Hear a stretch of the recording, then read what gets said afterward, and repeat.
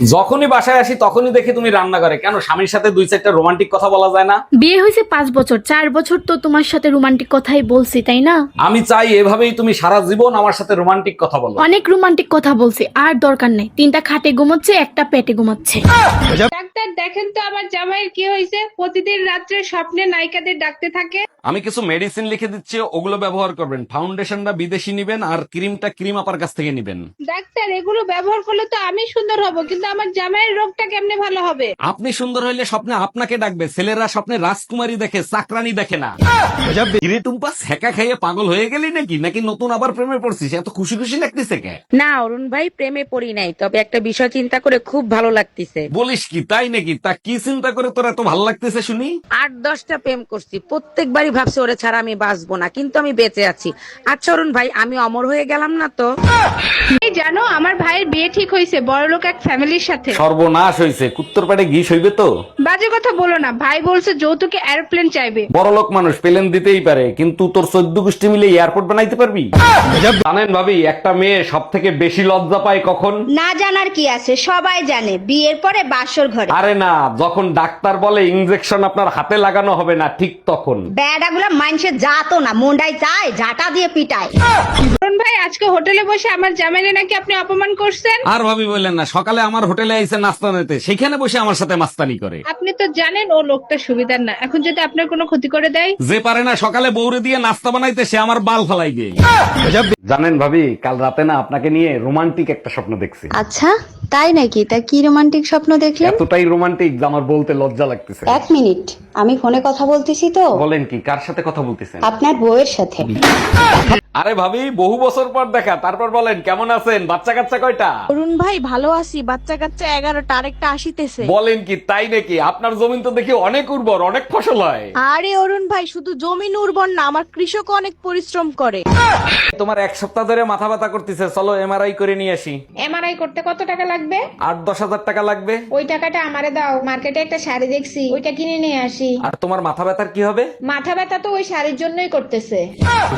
এই জানো তোমাকে আমি কেন বিয়ে করছি? না বললে জানবো কি করে কেন বিয়ে করছিলা? আমার জানার ইচ্ছে ছিল তুমি কত বড় গাধা। এর জন্য বিয়ে করার কি দরকার ছিল? যেদিন তোমারে দেখতে গেছি সেদিনই তো বোঝা উচিত ছিল। তার মানে বড় গাধা আমি ছিলাম? তাই নাও বিষ, তাড়াতাড়ি খেয়ে ফেলো। বিষ?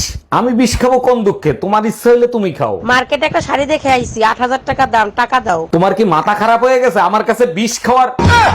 আমার ভাই বিশ্বজিতের তালাক হয়ে গেছে, বেচারার মনটা খুব খারাপ, ওর একটা ফোন দাও। বলো কি, 1 মিনিট। ভাই তালাক হয়ে গেছে, আজকে রাতে পার্টি আছে। পার্টি তো তোর এখন প্রতিদিনই। আগে বল, এই শয়তান ঘাড়ের থেকে কেমনে নামাইলি? হ্যালো, এই জানো, রোকন ভাই ভাবিরে পিটাই হসপিটালে ভর্তি করছে। কোন রকম? মামুন রকম? আরে হ্যাঁ। 1 মিনিট, ফোনটা রাখো, তোমার সাথে পরে কথা বলছি। মামুন ভাই, আগে বলেন, বউ পিটানোর এরকম সাহস কই পেলেন? সাহসের কথা পরে শুনেন, আপনি ফোন কাটেননি, ভাবি সব শুনছে।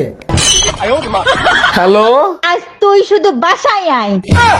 আচ্ছা শুনছি ছোটবেলার থেকে তুমি নাকি জন্তু জানোয়ার খুব ভালোবাসো। হ্যাঁ ঠিকই বলছো, এমন কোন চিড়িয়াখানা নাই যেখানে আমি জানোয়ার দেখতে যাই নাই। বিয়ের পরে তো একবারও দেখলাম না জানোয়ারদের ভালোবাসতে। কি বলতে চাও, আমি তোমাকে ভালোবাসি না? এই সত্যি করে বলো, মাঝরাতে যে মেয়েটা ফোন দিয়েছে ওই মেয়েটা কে? এসব তুমি কি বলো? কাল রাতে তো আমি ঘুমাইছিলাম, আর কোন সেমরি ফোন দিছে, আর তুমিই বা কি করে জানলা? তোমার ফোনটা আমি রিসিভ করছিলাম। ও আচ্ছা, তা কি বললো? বলছে বাংলায় শুনতে চাইলে এক চাপুন। এক্সপ্রেশন, বলেন আপনার কি সমস্যা? ডাক্তার, আমার স্বামী ঘুমের ভিতর কি যেন বিড়বিড় করে বলে। দেখেন, এইরকম রোগের ট্রিটমেন্ট এখন পর্যন্ত শুরু হয় নাই, আর ওষুধও তৈরি হয় নাই। তাইলে আমার এমন একটা ওষুধ দেন যা খেয়ে আমি বুঝতে পারি সে ঘুমের ঘরে কি বিড়বিড় করে বলে। ও ভাবি, একা একা কোথায় যান বলেন তো, আমি সাথে আসি।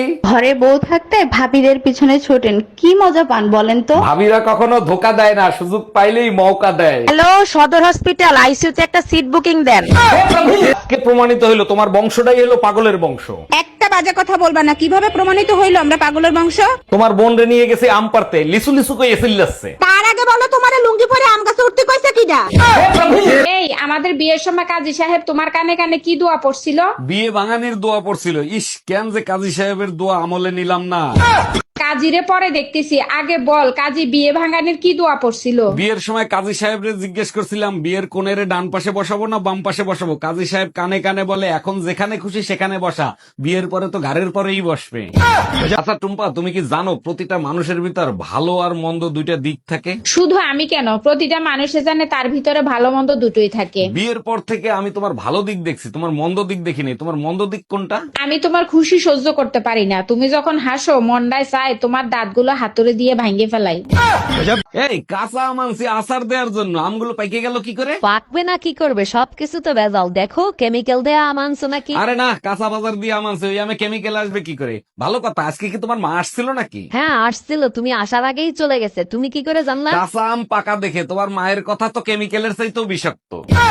অরুণ ভাই, আপনার সাথে ভাবির সাথে কোনোদিন ঝগড়া করতে দেখি নাই, রহস্যটা কি একটু বলবেন? রহস্য হলো আমাদের ঘরে মোটা একটা বেতের লাঠি আছে। আপনার ভাবির সাথে যখন ঝগড়া লাগে ওই লাঠি আমার হাতে থাকলে আপনার ভাবি চুপ থাকে, আর আপনার ভাবির হাতে থাকলে আমি চুপ থাকি। উকিল সাহেব, ট্রেনের দরজায় চাপা লেগে আমার আঙ্গুল কাইটে গেছে। রেলওয়ের নামে মামলা করব, মামলা লেখেন। মামলা করবেন ঠিক আছে, রেলওয়ের কাছে কি দাবি করে মামলা করবেন সেটা বলেন। আমার আঙ্গুল কেটে গেছে, রেলওয়ে আমারে 20 লাখ টাকা জরিমানা দেবে। যদি প্রশ্ন করে আঙ্গুলের দাম 20 লাখ টাকা কিভাবে হয়, তখন আপনি কি বলবেন? তখন আমি বলবো এই আঙ্গুলের ইশারায় আমি আমার স্বামীকে নাচাইতাম। ও ভাবি, লিচু খাবেন? আমাদের গাছের লিচু অনেক মিষ্টি হয়। অরুণ ভাই, খাইতে তো ইচ্ছা করে, কিন্তু তার আগে বলেন আপনাদের কাছে কালা লিচুও হয় নাকি? এইসব কি বলেন, লিচু আবার কালা হয় নাকি? তা কালা লিচু কোথায় দেখলেন আপনি? আপনার কাছেই দেখছি, কালকে যখন আপনি লিচু পাড়তে উঠছেন তখন দেখি 2টা কালা লিচু ঝুলতেছে। এই, তোমাকে দেখে পাশের বাসার ভাবি হাসলো কেন? আরে ভাবি আমারে দেখে কেন হাসছে তা আমি কি করে কব? সত্যি করে বলো, তোমাকে দেখে কেন হাসলো? মনে হয় ভাইয়ের ঈদের ছুটি শেষ হয়ে গেছে। আজকে তোর চেহারা নকশাই পাল্টাই ফেলবো।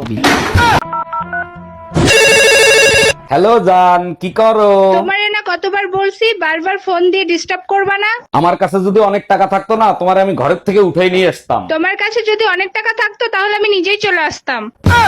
ঘরের সব কাজ কইরে তারপরে বাসা দিয়ে বাইরাবা, তা নাহলে তোমার খবর আছে। হে উপরওয়ালা, মেয়েগুলো এত সুন্দর বানাইছো, বউগুলো এরকম ভয়ঙ্কর বানাইলা কেন? উপরালার দোষ দিয়ে লাভ নাই, বউ উপরালা বানাই নাই, তোমরা বিয়ে কইরা বানাইছো। এই টুম্পা, কই তুমি? শিগগিরই ফ্রিজের কাছে আসো। এই দামরা গরুর মতো চিল্লাছো কিসের জন্য? কি হয়েছে? ফ্রিজে আগুন ধরে গেছে? ফ্রিজ খুললা ডিপের ভিতর দেখো, এর ভিতর আমার মার ছবি কি করে? আমার মাথা না খাইলে তো তোমার মার মাথা ঠান্ডা হয় না, তাই ডিপ ফ্রিজে রাইখা তোমার মার মাথা ঠান্ডা করতেছি।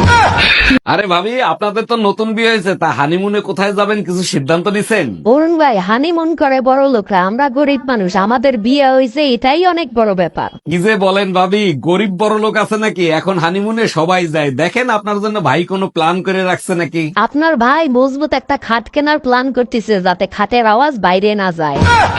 ভাবি, শুনলাম ট্রেনের ভিতর বসে নাকি আপনার ইজ্জত নষ্ট করছে। আর বললেন না অরুণ ভাই, একা পাইয়া 4 জন এসে আমারে ধরছিল, কি করব বলেন? এইটা কোনো কথা বললেন? আপনি চেইন টান দিলেন না কেন? 3 জনের চেন টান দিছিলাম, আরেকজন তো লুঙ্গি পরে আইছিল। অতিষ্ঠ হয়ে গেছি সংসারে গানি টানতে টানতে। এক কাপ চা খাওয়াবা? 1 মিনিট দাঁড়াও, দিচ্ছি। আচ্ছা, বিলিন্ডার থাকতে তুমি আদা পুতো দিয়েছো কেন? পুতা দিয়ে শেষলে সব কষ্টই দূর হয়ে যায়। ও আচ্ছা। এই আজকে পেপারে তাজা খবর দেখছো কি লিখছে? না, এখনো সুযোগ পাই নাই। কি লেখছে পেপারে? রিকশাওয়ালার ছেলে ম্যাজিস্ট্রেট হয়ে গেছে। আরে গাউয়া খ্যাত, পেপার তো সোজা করে পড়। ম্যাজিস্ট্রেটের ছেলে রিকশাওয়ালা হয়ে গেছে। অরুণ সাহেব, আপনার বোর পলিপাস হয়েছে, নাক অপারেশন করতে হবে। আচ্ছা ডাক্তার, অপারেশন করতে কত টাকা লাগতে পারে? এক পাশে পলিপাস হয়েছে তো ওর জন্য আপনার 5,000 টাকা দিতে হবে। ডাক্তার, আপনি এক কাজ করেন, 10,000 নেন, সাথে জিব্বাটাও অপারেশন করে দেন। শোনো, কালকে রাতে আমার স্বপ্নে জিন আইছিল। বলো কি, তাই নাকি? তা কি চাইলা? আমি চাইলাম আমার বোর জ্ঞান বুদ্ধি 10 গুণ বাড়ায় দেন। তুমি স্বপ্নেও আমার কথা চিন্তা করো? জিন হাসতে হাসতে বলে, 0-র সাথে 10 কেন, 1000 গুণ করলে 0ই হবে। শোনো, বাসায় আসার সময় হলদি নিয়ে এসো, হলদি শেষ হয়ে গেছে। এক সপ্তাহ আগে 1 কেজি হলদি আনছি, হলদি শেষ হলো কি করে? হলদি শেষ হবে না তো কি হবে? ডাক্তার বলছে প্রতিদিন 4 চামচ করে হলদি খাইতে। আরে গাগুয়া খ্যাত, হলদি না হেলদি খাইতে বলছে। এই, আমি তোমার জোম, আমার নাম তোমার ফোনে জোম দিয়ে সেট করছো কেন? কি উল্টো পুল্টো কথা বলতেছো? কই দেখি, ফোন দাও তো। ভালো করে দেখো, আজকে এই জোমের হাতের থেকে তোমারে কেউ রক্ষা করতে পারবে না। তার আগে বলো, তুমি করোনার সময় অটো পাস করছিলা? হ্যাঁ, করোনার সময় অটো পাস করছি, তো কি হয়েছে? আরে মূর্খ গাউয়া খ্যাত, এটা জোম না, এটা হোম লেখা।